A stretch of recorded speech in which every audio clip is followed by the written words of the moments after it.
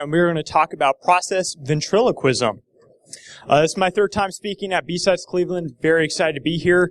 Been some great talks today, and very excited to keep it going. So, what exactly are we going to talk about today? So, we're going to talk very briefly on why would you want to control processes at runtime. So, I got here a few hours ago, and some people were asking me, like, hey, what is your topic on? What are you speaking on? I was like, process manipulation at runtime.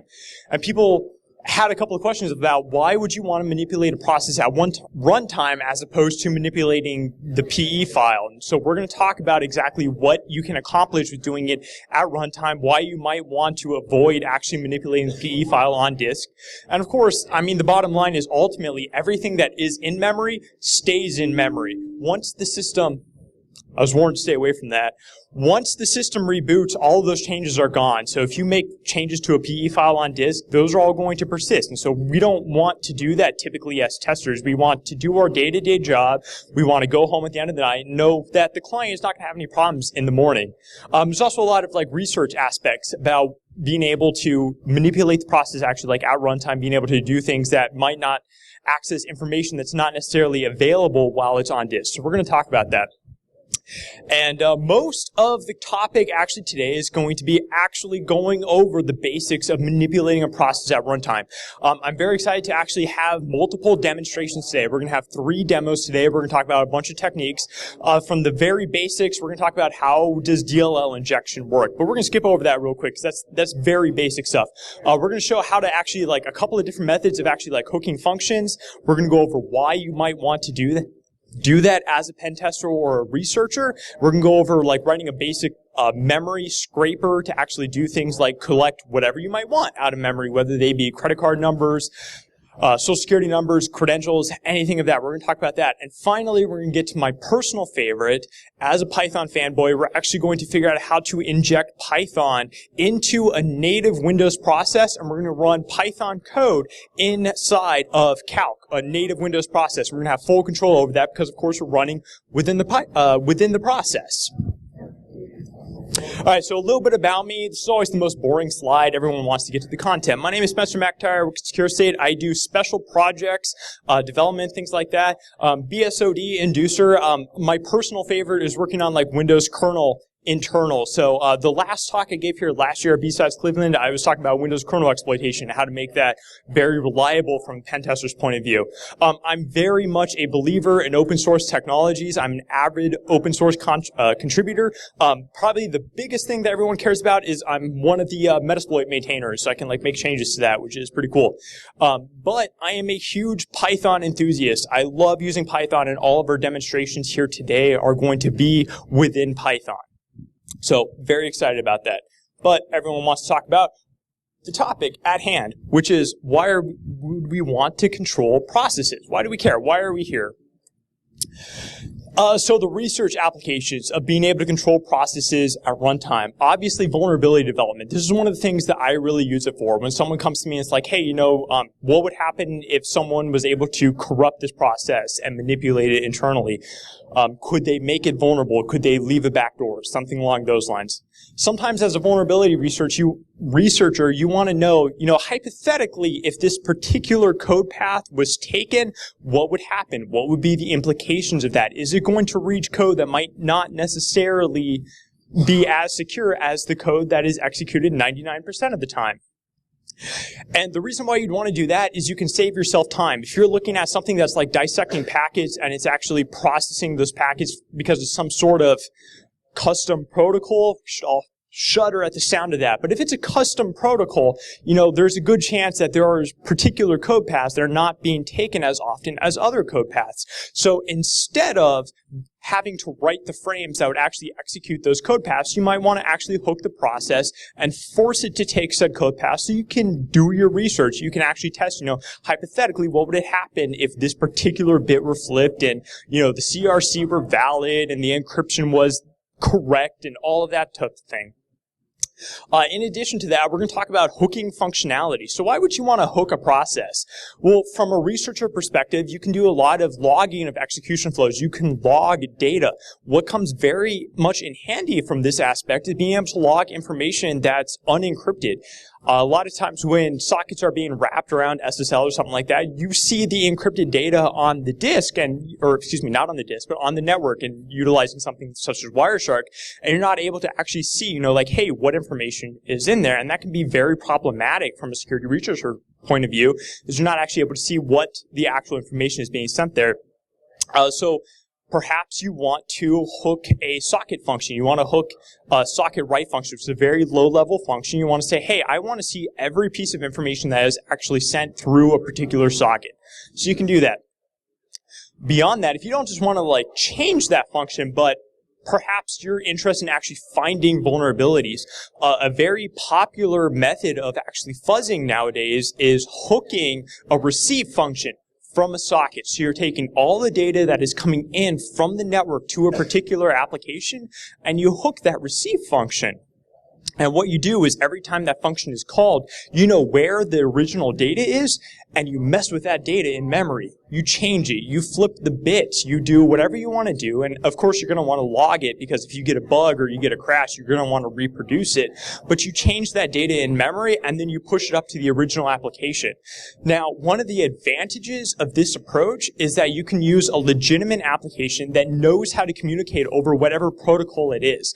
Now, HTTP is not exactly that difficult, but if you take a more obscure protocol, one that might not necessarily be as well documented, such as some type of a proprietary protocol. Maybe Microsoft's RDP would be a good example. SSH, not the best example because that's an open source protocol. But if you have like MS RDP and you hook the receive function on the previous side, you don't actually have to go in and implement a full-blown RDP stack into your fuzzer, which is something that you would have to do if you were using a typical fuzzer such as like Peach or something like that. You would have to go in, you would have to write like the negotiation frames for the MSTSE protocols. That way you could actually get to the point where the second frame that you're actually interested in fuzzing was being honored. So utilizing this, you could just have it simply skip over the first or second frame that's being received from a socket and then start flipping bits from that beyond that. In addition, we're going to talk about how to scrape memory. So when a process is running, obviously it's going to include most of the things that it maintains in memory. So a lot of this data, it's going to be anything that's being processed. It's very generic. There's a ton of things that are actually included in memory, far more than what is actually written to disk. So the second demonstration we're going to actually have is going to be how to actually go through a process and manipulate it and enumerate out what memory it is actually using, and we're going to search it for specific strings. So we're going to show how that works. So, finally, the offensive applications, what we're all probably really excited about. What I'm more originally excited about, despite the fact that I identify more as a security researcher, the offensive applications, let's all face it, like that's where the good stuff is at. So we're going to talk about injecting into processes. So things like Meterpreter, whenever you hit migrate or something like that, it is injecting itself into a new process. As long with everyone's favorite new tool, Mimikatz, this is the ability that which we can use to actually scrape plain text credentials out of memory. We're going to talk about the basics, the primitives of how this is actually working at a process level. Finally, we're going to talk about how you could potentially hijack resources such as SQL handles and sockets. Now, I just gave a very basic example of how you might want to hijack a socket and what you could do with that, being either read information out of that socket, or if you might perhaps want to flip the bits in that socket for a fuzzing functionality. Now, SQL handles are a very interesting example. A lot of this research actually came out of a project that I had done with Tom Eston, who may or may not be in the audience. I don't see any hands. Okay, well, Tom Eston and I, we did some research that was very much focused on the financial institutions and utilizing an application called Great Plains. Great Plains is a application by which a small to medium-sized business can keep track of its transactions. And a lot of the research that I'm presenting on today was based off of the techniques that I had to work on to make proof of concepts for the research that we were performing. And our ultimate goal was to be able to modify the Great Plains application on Windows so that way we could control it and we could simulate an attacker that had a shell on an accountant system, and we were going to modify Great Plains in such a way that we could steal its handle to the SQL database and we could ultimately inject SQL queries into the database. So what we were doing was we were simply hooking the functions that were opening the SQL handles, and we were copying out a reference from that. We were able to utilize that. So getting a little bit ahead of myself, but hopefully within the demonstrations you'll see how these techniques could be combined into doing mostly whatever you could possibly imagine, given that you have the permissions. And that's something very important to talk about. I'm not talking about anything here today. I'm not presenting anything that is leveraging any kind of vulnerability. These are all purely Microsoft provided APIs that depend on you having the permission. So if you're a pen tester, what this means is most likely a lot of these techniques, if you want to use them on the job, you're going to have system level access, or at a bare minimum, administrator level access, or access or interpreter session already existing as the user who's running the process that you want to be able to control, like your puppet. Ventriloquism. Yay. All right. Also, we're starting to get into the meat of the presentation, but keep in mind, I have one of these very nice Cleveland BSides challenge coins for anyone that has the best question at the end of the presentation. So keep that in mind. If you have any questions, save them towards the end. Person with the best question will get the challenge coin. All right, so we're going to talk about the Windows API overview, because everything that we're leveraging here today is utilizing the Microsoft-provided Windows API. So the Windows API exposes a bunch of functions for actually being able to control individual functions, like other processes. This is different, very much different than Linux, which Linux mostly just provides the ptrace syscall. On Linux, the ptrace function is pretty much your only option, but you can do a lot with it, but it's a lot more difficult than perhaps the Windows functionality is. Whereas Windows provides raw functions to be able to read and write memory, create threads and things like that. On Linux, you have ptrace, and while you can do those things, it's slightly more difficult. Reading and writing memory is not that bad, but creating a new thread, a little bit more difficult. So we're going to mostly focus on the Windows functionality, but I just wanted to point out some of the differences that you might actually be interested in if you're looking at a Linux system. So a lot of these APIs are actually provided by Microsoft for debugging purposes. Like any, legitimate large software manufacturer, they want to make it easy for other people to integrate into their API. It's why Windows is a very popular software platform, is because it's easy to develop in. And anyone that has written code in the past knows that you are going to run into bugs. No matter how good you think you are, how well you know everything, there is going to come that time where you're going to write something that is incorrect and you're not going to know what it is, and that's why you need to debug it. So these functions that are provided here are usually used for, they're intended to be utilized by debuggers, but we're going to show how they can be manipulated and how they often are leveraged by pieces of malware, hacking tools, and things of that nature in order to be able to do things that, strictly speaking, are utilized for debugging, but are actually going to do things useful for an attacker. So a lot of these methods, they end in EX. So one of the things I want to point out is that a lot of the functions that end in EX that we're going to talk about, they take handles to other processes. So a lot of these functions, they allow you to be able to utilize the same functionality within your current process. But if you want to do it to another process, and that's what we're all here for today, is we want to talk about how do you control other processes, make them your puppets, is you're going to want to pass in a handle by which you are accessing those other processes. So you're going to have to utilize the different versions of these functions that often end with a suffix of EX, so that way you can pass in the process and say, hey, I want to do this operation, but not on my current process. No, I want to run it on this other process that I actually want to manipulate. In addition to that, some suffixes that you may want to be aware of are the ones that end in capital A and a capital W.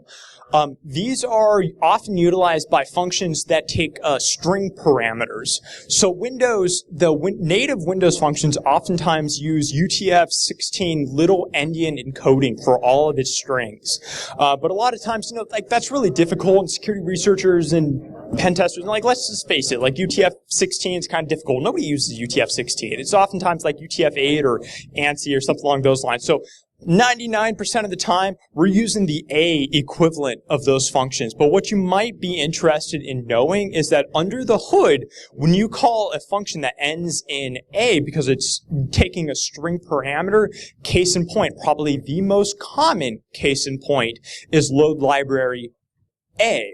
It's taking the path to the library that you want to load as a 7-bit character set. Now, when you actually call that function, Windows is going to take your 7-bit string and it's going to convert that to the 16 little endian version. So it's going to convert all the A calls to the W calls. Now, that doesn't necessarily make any difference to us, but if you're going to take what I'm talking about today and you're going to go home and try to do any of these things, while you're looking up functions on MSDN, if the function that you're trying to call does not exist in, Python, or the function is not directly exported, you might want to append an A or a W to the end of the function. At the bottom of the MSDN documentation, it'll say that there are A and W variants of the function that you're looking at, and that's just dependent on the type of string that you're calling. So, just wanted to mention that. Yeah, like I said, number one variants are going to be load library A for the ANSI, the 7-bit character set, and the load library W for the UTF-16 little endian character set. All right, so notable API methods. This is going to be a list of most of the methods that we are actually going to be leveraging today. So the top, the read process and write process memories. We need to be able to have the very basics. We need to be able to read the memory out of a remote process as well as being able to change it. Prior to being able to do that, we need to have some kind of a handle so that way Windows knows what process are we running these operations on. What process do you want to be able to read the memory out of?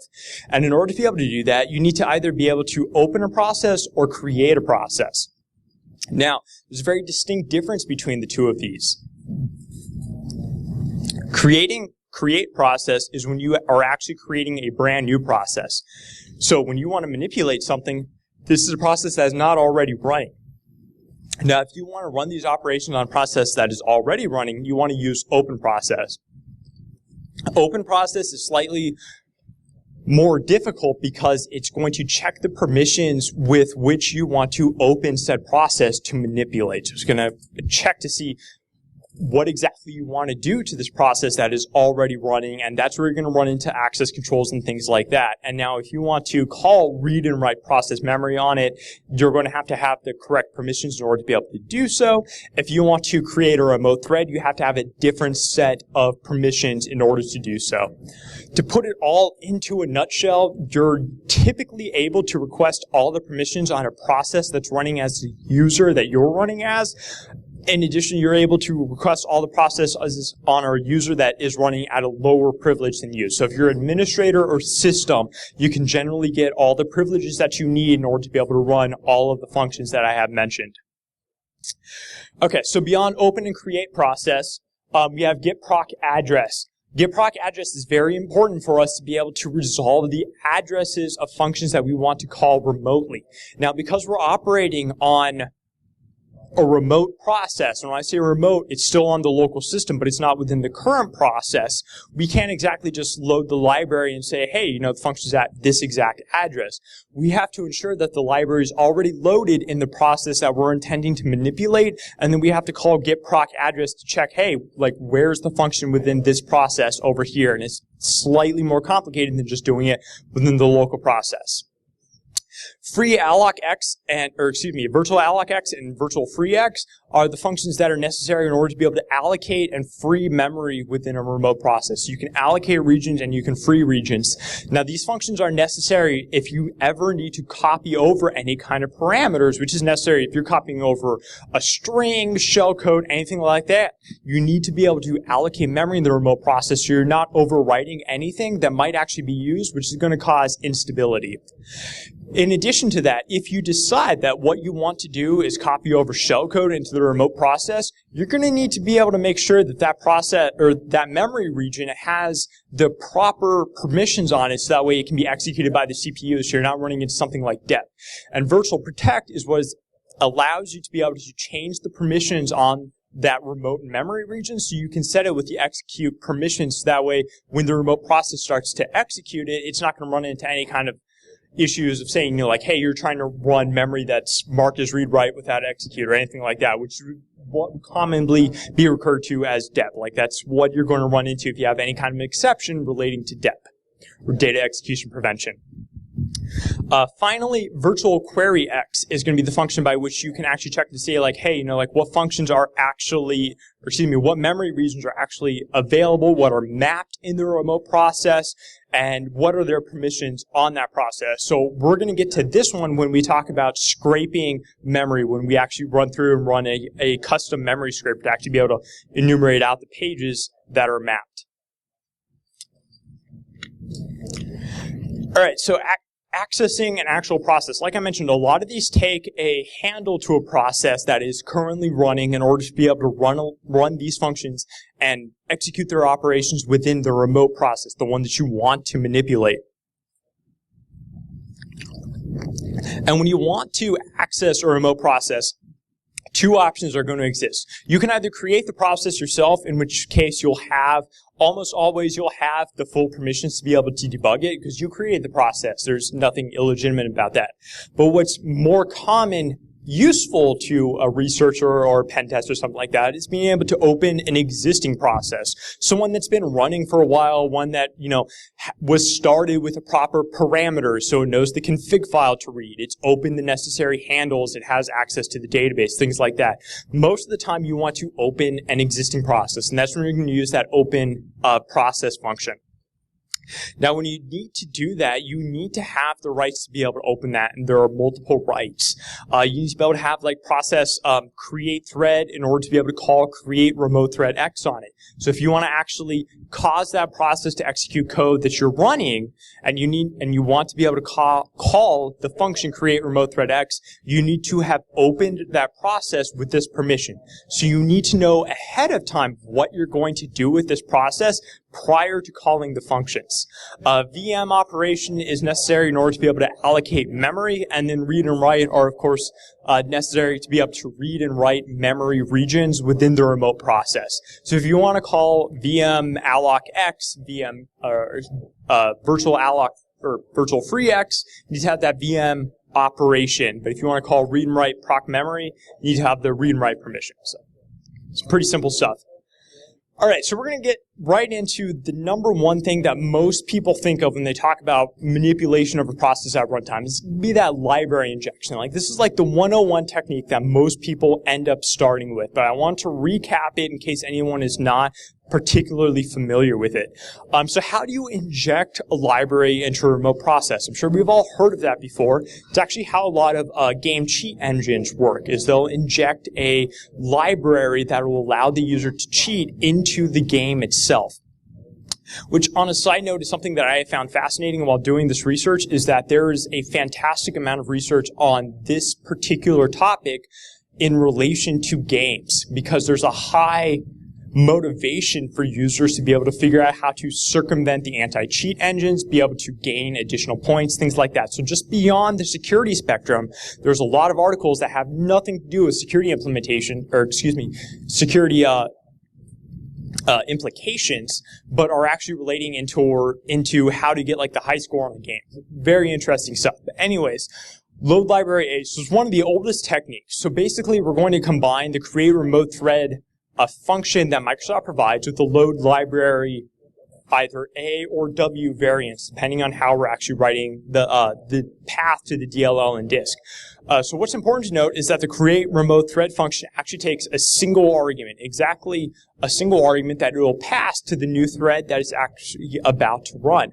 And so the way we're actually able to load a remote library is we tell it the function or the thread routine that we want it to run. What we want this new thread to execute is the function of load library A, and the single parameter that we pass to it is going to be the address of the library we want it to load, which is something that we would have already written in disk, or excuse me, not on disk, in memory.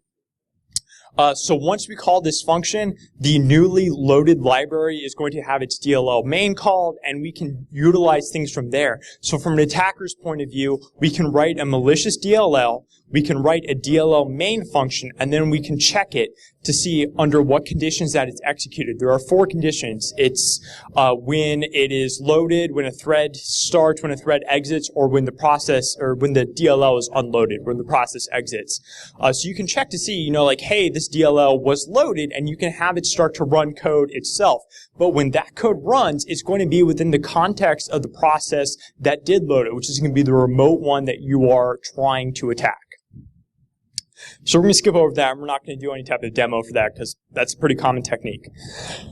So in order to be able to do that, like I mentioned, we need to be able to copy over the single parameter that we want to be able to pass to the new function. That's going to be the load library A or W function. Now, in order to be able to do this, we need to be able to write the full path to the DLL on disk. So like C:/user/Spencer desktop evil.dll or what have you. We need to be able to have that in the remote processes memory, so we can pass that as the first and only parameter to this load library function so that it loads that evil.dll from my desktop into the remote process. Now, the way we probably want to do this is we want to use virtual alloc x. So we want to allocate the space that's necessary within that process so we can write that string into its memory so that it already exists in there. And then what we're going to do is we're going to take a pointer to the region that we had allocated, and we're going to pass that in as the first parameter to the load library A. And that pointer is going to point to the start of the string of the library that we want to inject. So we're going to allocate that memory. We're then going to write our string into it using write process memory. And then finally, we need to, or not finally, but we need to resolve the address of load library A so we know where that function exists in the remote process. And that's where we use get proc address, so that way we can resolve the address and we know where exactly that function exists, so we know where we can tell the remote process to start executing the new thread, so that way it can load the library that we're intended to.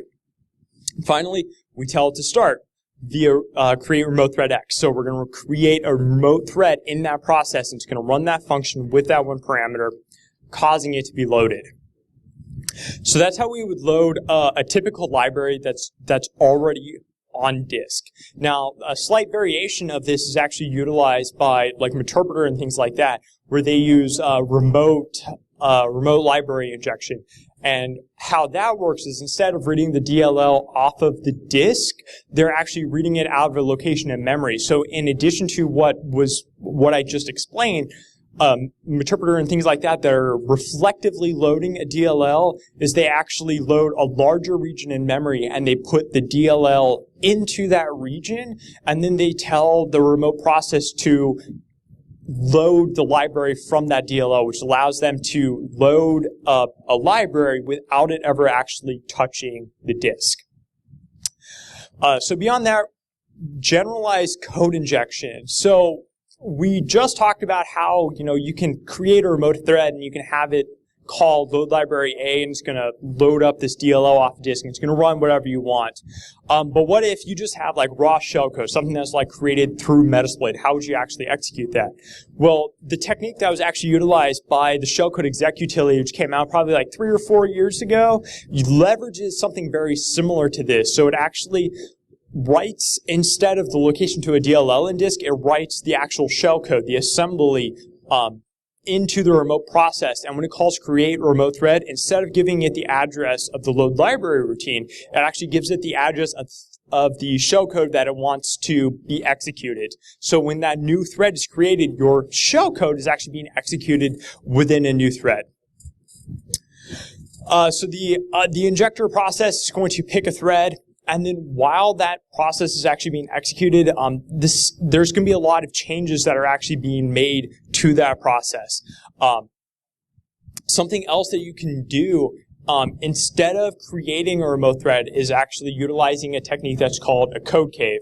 Now, this is much less common on Windows environments, and this is much more common on Linux environments where you have something along the lines of ptrace. But I did want to cover it. So a code cave requires the injector, the attacker, to be able to have functions that allow them to pause a thread, manipulate the registers, read the registers, and write memory.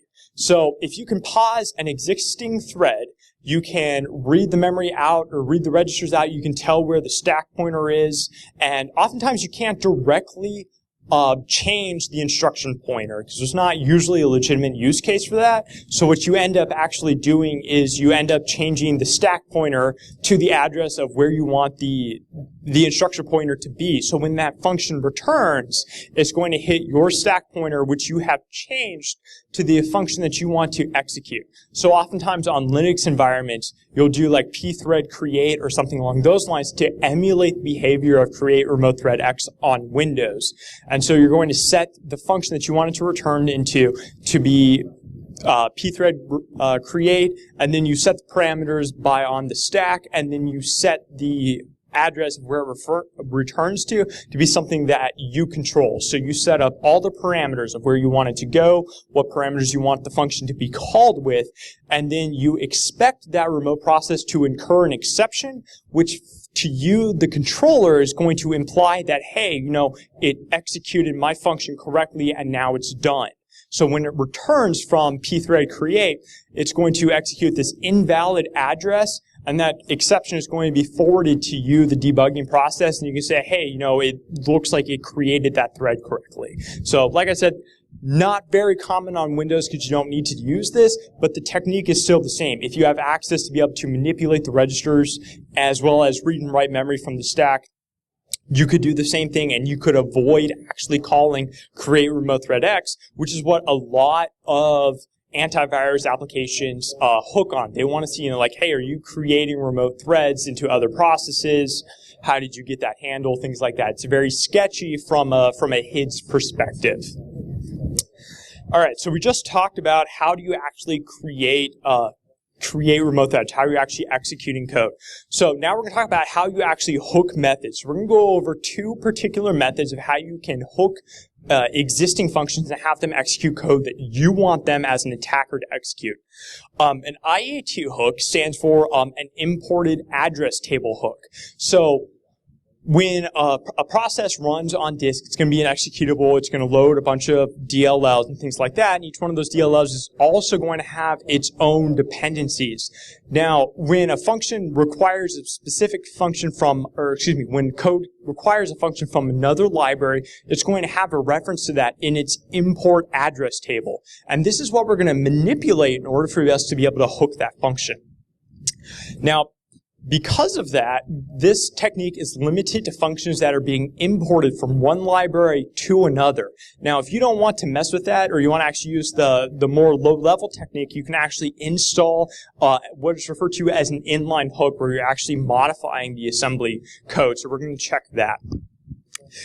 Now, if you're anticipating that your modifications to this process in memory are going to be checked by some malware engineer, antivirus, or something like that, I highly recommend looking at inline hooks because they're slightly more difficult to detect because you can't just look at the exact one structure. It's a little bit more difficult to detect.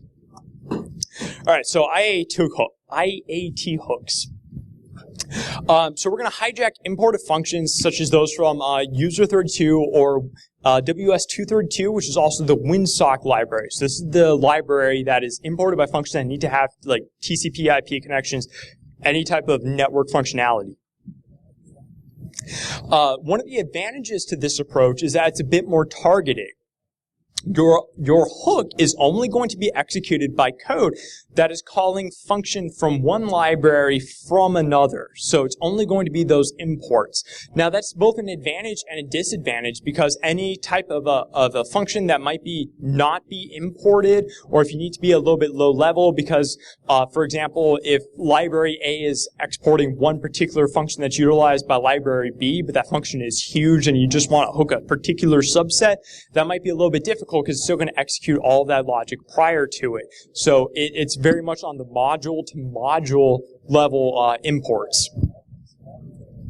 All right, so here's going to be our first of 3 demos. What we're going to do is we are going to inject a Metasploit payload into the common calc process because everyone wants to beat up on calc. That's where all the exploits run. So that's what we're going to talk about. So in this particular demo, what we're going to show is we're going to hook the user32 get clipboard data function. Now, this is a function that is executed when you hit Control V into any process. Any process that honors the clipboard and allows you to paste into it, Windows provides that functionality through the get clipboard data function. So we're going to go into the calc.exe process and we're going to manipulate its IAT hook to hook the get clipboard data function to execute not the original code, but our shell code that we're actually going to run.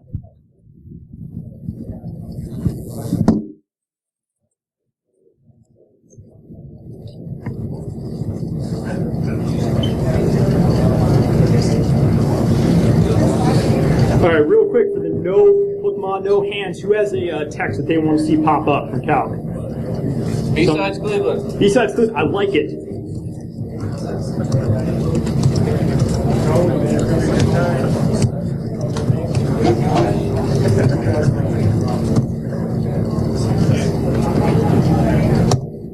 All right, so what we're doing is we're taking Metasploit, because everybody likes Metasploit, I like Metasploit, and we're going to generate the message box shellcode, and we're going to utilize the BSides Cleveland. Now we're writing this out as the raw assembly code, the raw code into this function, which is shared with my VM, because of course I'm using Linux, and we're going to inject this in and hook it to the get clipboard data function.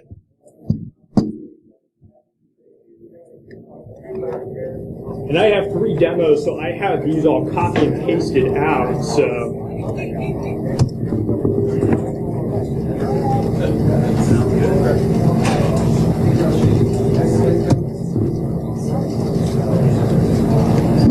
Just started our calc process. We're going to find it with handy dandy Process Explorer. I'm not going to use the one by WinDebug. Nobody likes debuggers, so 3508. We're just looking for that process right there.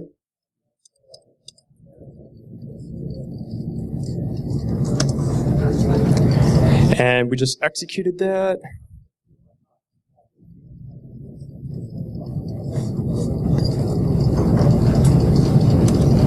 And I don't see my...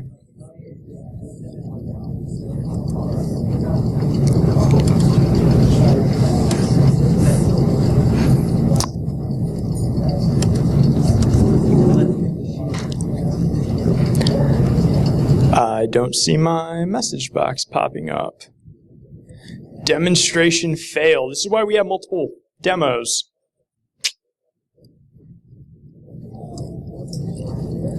And generate this one last time here.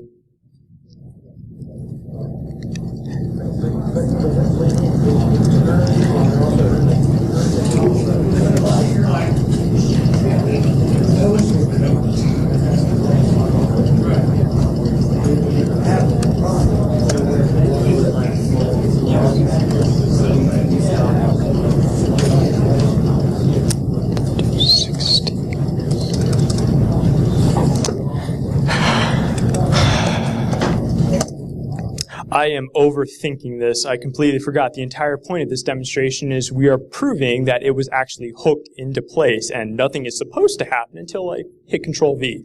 My bad. Sorry, guys.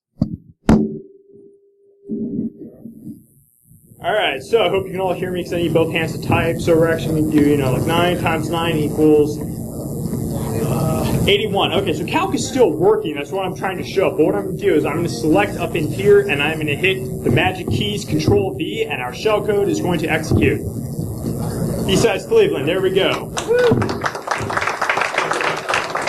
Demo number 1, successful. That first one, that was user error. That was my bad. All right, back into it. Okay, so what we were just showing is that we hooked the function from user32, which is a very common function. Now, we chose to hit get clipboard data because that's something that's very easy for a user to be able to leverage, like, on demand. Now, from an attacker's perspective, you don't want to actually, like, wait for the user to paste something into the window or whatever. Like, nobody's going to do that. What you would actually want to do in reality is you'd probably want to hook something from WS232, probably something along the lines of, like, accept or listen, so that when a connection comes in, it's going to execute your code. So imagine like IIS, and every time a TCP connection is made to it, and it accepts that TCP connection, it's running your code and does whatever on the function. So you could be able to execute whatever you actually wanted. So, all right, so that was an IAT hooks. Now, on the flip side, if you wanted something that was a little bit more low level, something a little bit more difficult to catch, we're going to talk about an inline hook. Now, an inline hook is actually going to modify the assembly of the function. 9 times out of 10, it's going to do it with either like a short jump, a long jump, sometimes a call. It depends on what you want to execute, if you want to, and how you want it to return from whatever code you're actually executing. Now, the advantage to this is that the function that you're hooking does not need to be imported or exported. So, anytime this assembly sub that you have modified is hit, your code that modified it is going to be executed. So if you modify this function and it's going to call your hook, no matter what function calls it, anytime the instruction pointer hits it, it's going to run your code. So that can be both a good thing and a bad thing because you're going to get all the calls into this particular function, which on a side note, it impacts performance. So if you're going to utilize this on a function that's being called constantly, like one of the WinSock functions, you might want to make sure that your function is either very fast or is doing something very early on in the function to determine if it should be executing. Just a side note. All right, so all invocations, like I mentioned, are being redirected. And so one of the things that you might want to be interested in is the Microsoft standard, Microsoft Visual Studio compiler has a standard preamble. So if you ever look at a function in its disassembly from some type of a DLO that's redistributed by Microsoft, anything like that, you're going to have this standard, these 3 instructions that come before it. So this move EDI, that's a NOP. That doesn't do anything. We all know that, no parameters are being stored in there or anything like that, but that is kept there in order to be able to use up 2 bytes of space.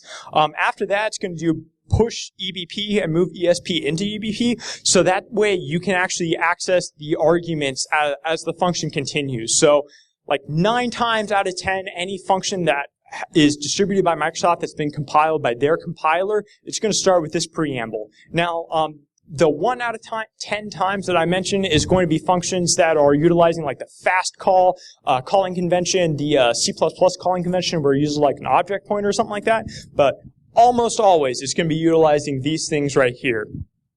So how do we leverage that? So the standard preamble of those 3 instructions that I've just mentioned, those are typically going to take 5 bytes. So we can do 2 jump options. We can either do a short jump or we can do a far jump within those 5 bytes. Now, if we want to do a short jump, all that we're going to overwrite is going to be that move EDI. We can leave the rest of the function the same, assuming it returns back to that location at all. However, if we're not afraid of overwriting all 3 of those instructions, we can actually utilize a far jump. And a far jump is going to take 5 bytes and it's going to overwrite all of those. Now, if you are going to use a far jump, and you're going to return to the original process, do keep in mind that the original process is going to assume that the EBP and the ESP registers are already in this state. So one of the last things before you return is you're going to want to make sure that this is set up correctly, or you're going to have a bad day because that process is going to crash, because it's going to be making assumptions that are based on things that should have happened and never did happen. All right, so with the far jump, you can actually execute pretty much any address, but most of the time, this technique is actually utilized by Microsoft for hot patching. So what most of these functions end up doing is Microsoft will hot patch a function by making a short jump into a negative address. So they'll overwrite that move EDI instruction with a negative jump. So when it calls a function, it'll go back just a little bit, and then short jump will generally have a far jump to go into some other function that executes whatever code like their patch actually needed. So this is generally utilized by Microsoft for what they consider to be a legitimate purpose, for that hot patching functionality. Now, how that actually looks is that if we have this function, we have this original sum function over here on the left. We want to hook this. What we're going to do, if we have the space ahead of it, now keep in mind this long jump is going to take 5 bytes, so we need to have 5 bytes that are not utilized by, some function -1 or whatever is above it, but there are 5 bytes before it, which there typically are, that we can safely overwrite. What we're going to do is we're going to overwrite this move EDI with a short jump, and in this case we're going to jump back -7 to hit this long function call, which is going to go do our malicious job. We're going to go do whatever we want, and from that point, once it's in that function at 1, 2, 3, 4, 5, 6, 7, 8, we can have it execute the original functionality. We can have it do whatever we want, because at that point we have full control over it. But once again, if you want to return back into this functionality, you need to ensure that everything is set up correctly, particularly the stack. Now, because we're not overwriting this push EBP and this move EBP-SP, if you utilize this technique by overwriting the previous bytes, you just need to ensure that this is what was in the original state when the function was called. So you may not need to necessarily adjust that from whatever malicious function was at your address. So a little bit more advanced technique. Slightly more difficult to catch, because if someone wants to actually catch you doing that, instead of just looking at every module's import address table, the way that the defenders are catching IAT hooks is they look at the module's import address table and they say, hey, does this function that is being exported supposedly by library A, does that address exist within a region that was allocated by library A? And if it doesn't, that looks very, very sketchy, and chances are you're going to get caught. So you can try to allocate it within that library space, or you could just use an inline hook. Now, inline hooks are also going to be relatively easy to catch. They're going to be more difficult than IAT. But what you're going to want to do if you want to hide your your inline hook, don't overwrite the first 2 bytes. Everyone knows, and it's very well documented, that that push EDI is there for hot patching by Microsoft. Don't overwrite those first 2 bytes. And at that point, you're just kind of racing the analysis to see how deep in the function are they looking for some kind of like a short or a long jump into some other malicious function. So bury it down in the function that you're targeting. That does introduce additional problems with how like the registers are set up and everything like that, but you can still do that. All right, so moving on from hooking, we're going to talk about memory scraping. So like I said, virtual alloc X is actually what allows you to check the details of what memory regions are actually being allocated by a particular process. So what memory regions are actually being used. So each one of these regions are referred to as a page, and so you need to know how large this page is, which you can utilize an exported function from kernel 32 to get the size of said page. Something you might want to keep in mind when utilizing Virtual Query X is that it'll still return successfully for pages that are unallocated. So a good example would be the null page at address 0. When you call Virtual Query X on that, it's still going to return back successfully. It's not going to say there are any problems with that page, but it is going to have the flag set in there to tell you that that page is not allocated by the process that you're using. So something to keep in mind. So in order to actually like enumerate out memory and implement a basic scraper, all we need is to be able to have access to Virtual Query X and then reprocess memory. So we're going to check all the regions of memory that are actually allocated, that are in use by the process. We're just going to read them out. All right, so that brings us to demo 2. Hopefully I don't forget how this one works this time.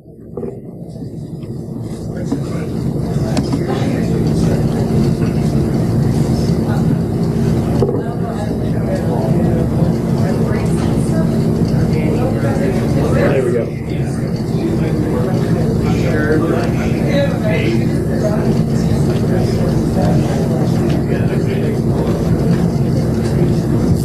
All right, so we're going to use this memory grepping functionality, and instead of picking on calc this time, we'll get back to calc, we're going to pick on Notepad++, and we're actually going to search for the string demo in Notepad++. I realized that one was misspelled.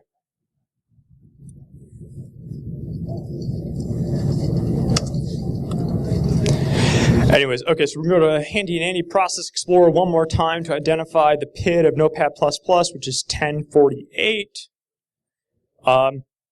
Passing in memgrep, we're going to give it the PID of the process we want to check. It'll be 1048, and we're looking for the string demo in Notepad++. So we're going to look for these demo strings that are lines 2, 7, 13, so on and so forth. So we're going to run that. Takes a little while. It's searching every memory page that was allocated by that particular process. And we can see right here it already popped up with a few. So we were able to read out these locations. It has all these hash marks because I made them right in here. So it was nice and easy for me to be able to identify. But it is being able to read those processes, or excuse me, those addresses and those pieces of data within those addresses. So if we wanted to extrapolate this and we wanted to look for example, like my social security number or something along those lines, if it was stored in the same region of memory or anything like that, we could search for like my name, or we could utilize a regex. Now a regex on this amount of data would be much, much slower. This is not using a regex. This is simply doing like a search for bytes within the string, but it would be a lot slower. But we would be able to extrapolate out the concepts to be able to utilize and search for the memory however we would like. So, demonstration number 1. Now, I wasn't going to let that run completely, but I have like 10 minutes. So I'm going to keep going. All right, so finally, we're going to get back to my favorite. We're going to inject the Python interpreter into a native Windows process. We're going to pick on calc again. So I posted a blog on this a few months ago, but I think this is a fantastic technique. So it's going to combine the techniques that we've talked about so far. So we're going to inject a library. We are going to have to actually like write the shellcode or the Python code that we actually want to be executed, and we're going to have to create a process for that. Very, very interesting stuff in my personal opinion. Like I said, Python fanboy, guilty right here. But something I wanted to point out, now I was working on these demos earlier this week trying to get them prepared. Seriously, use Python 2.7.10 because 2.7.11, something is broken with it. Something in how the 2.7.11 version is loaded into processes and initializes itself. Don't use 2.7.11. No, seriously, use 2.7.10. But beyond that, so how are we going to actually inject Python into a native process, and why would we want to do that? So one of the things that we had talked about was you talked about loading a native library into a process. You have to write that in C and C++. Has anybody written anything in C, C++, like an actual DLL? Is it fun? Steve-O, is it fun? Thank you. Yeah, it's not really. It's not nearly as cool as Python. So we want to be able to execute Python code within our native process. Because when you run when you are writing a CDLL or something, you have to like go make changes. You have to recompile it, re-inject it. It's no good. It takes a hell of a long time. But we're going to talk about how to actually execute native Python code within the process. One caveat, I will admit, Python has to actually be installed on the system ahead of time. So primarily, this is useful for research purposes. Or if you're a pen tester and you're not afraid to install Python, brighten the sysadmins day that you're against, like go ahead and do it and this will work, but everybody loves Python. So what we're going to do is we're actually going to inject the Python DLL, and then we have to, after it is injected, we need to initialize it and then run our own Python code. Now Python offers the ability for it to actually be embedded by native processes, and this functionality is exposed through its DLL, so that way it can be loaded into native processes. And this is how different programs such as Immunity Debugger, I think Wireshark at one point allowed Python to be embedded. I know Immunity Debugger still does, but how processes allow, extensions and things like that to be loaded and executed from Python is through embedding it, and it's all done through this particular DLL. So what we need to do in order for this to work at a high level is we need to load the Python DLL into the remote process. We need to initialize it, and then finally we want to run a simple string in Python. So now these functions over here that have the very cool monospace font, these are the actual names of the functions that are exported by the Python DLL. So what is very important to note about all these functions is that because create remote thread only allows us to pass in a single parameter, we particularly chose these functions because these only take a single parameter, so we're able to successfully call them. So what we're going to do is we're going to load the Python DLL using that very vanilla technique of load library A, and we're going to get that up into the remote process. After that, we need to be able to initialize it, and we want to use initialize X because it takes one parameter as opposed to Python initialize, which takes no parameters. So we're going to pass that in, create a new thread to have that start up, and then finally, after it's fully initialized, we can start to utilize this embedded Python to execute our own code. So we're going to demonstrate that. All right, and here is the third and final demo.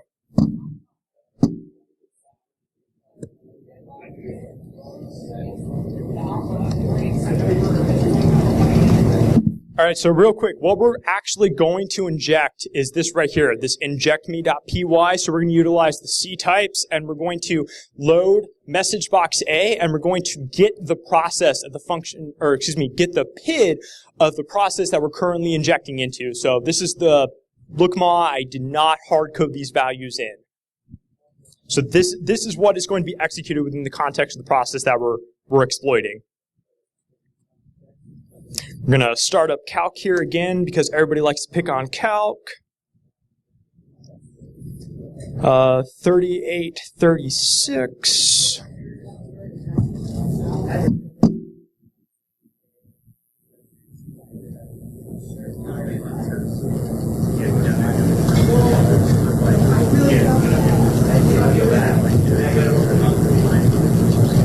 So at the push of this button is going to have a message box pop up that says "Hello World" from process 3836.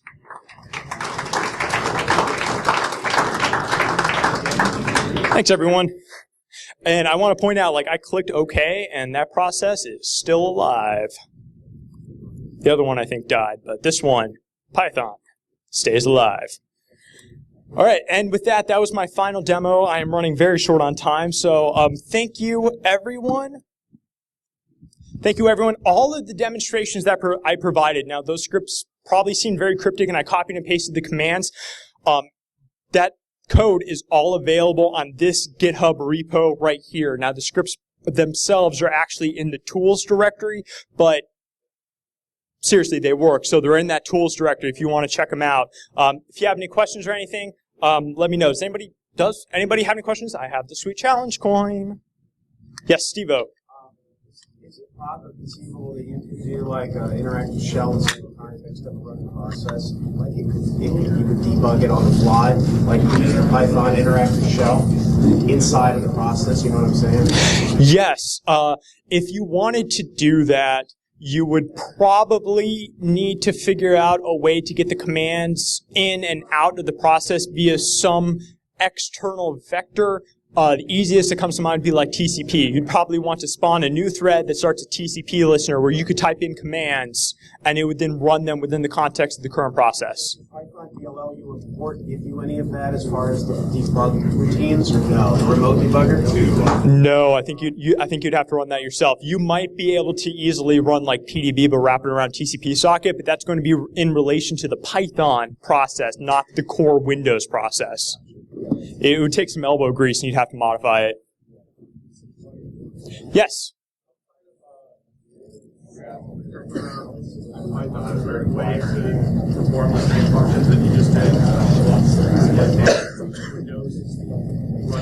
With Windows by itself?